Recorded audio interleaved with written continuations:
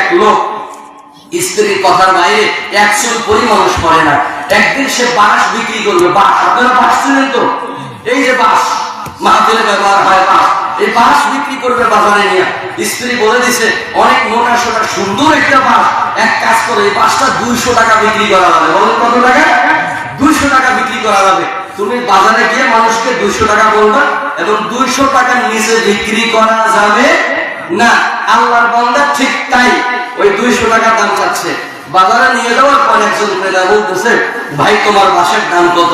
বাঁশটা তো অনেক সুন্দর, আমার কাছে ভালো লেগেছে, পছন্দ হয়েছে, আমি আমার বাড়ির কাজ করব, তো তোমার বাঁশটা আমি 300 টাকা দিব।